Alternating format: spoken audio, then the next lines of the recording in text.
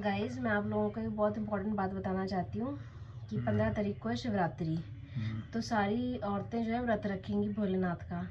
और मेरी आपसे रिक्वेस्ट है, हस्बैंड से भी वाइफ से भी, औरतें तो खैर सारी रखेंगी क्योंकि औरतें तो शिव जी को मनाएंगी अपने अगले जन्म के लिए, और जिनसे इस जन्म में गलती हो गई है वो अगले जन्म सुधारने के लिए तो व्रत रखेंगी, है ना।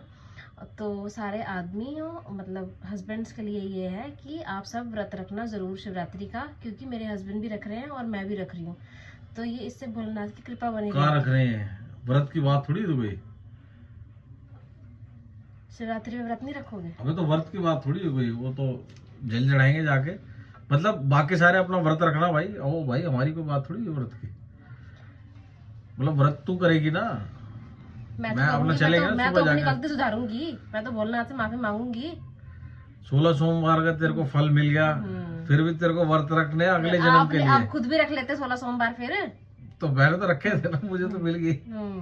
तो मैं तेरे यार 16 सोमवार का फल नहीं को देख। तो मैं नहीं हूँ आपका फल। हाँ तो अब आगे जो शिवरात्रि को रखेगी ना वो अगले जन्म के लिए। अगले जन्म के लिए कि अगले जन्म में मुझे और अच्छा आदमी मिले, मतलब तेरा आदमी और अच्छा होके मिले।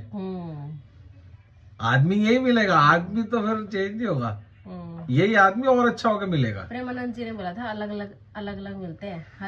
महाराज जी की बातें हम लोग बहुत अच्छे से सुनते हैं, पर कहने का मतलब ये है कि उन्होंने ये बात बोली कि मियाँ बीवी जो है ना, जो पति पत्नी है, उन दोनों के कर्म जो होते हैं वो अलग अलग होते हैं। मतलब हो सकता है औरत जो है वो दान पुण्य करती है या जो भी, आदमी के जो कर्म होते हैं वो अलग अलग होते हैं। आदमी क्या कर्म कर रहा है, औरत क्या कर्म कर रही है, तो उसको उसके कर्मों के हिसाब से ही अगला जीवन मिलेगा। तो कोई जरूरी नहीं है। पर 7 जन्म इकट्ठे नहीं मिलते हैं उनको। अरे तो भाई महाराज जी ने वो भी बोला है कि इस जन्म में आप लोगों को कर्म एक जैसे करने होंगे।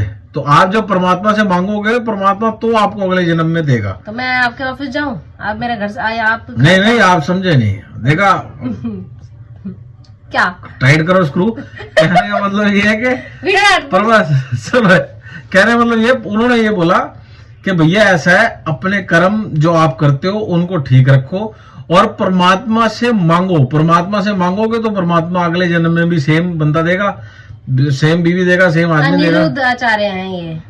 नहीं राधे राधे। राधे राधे।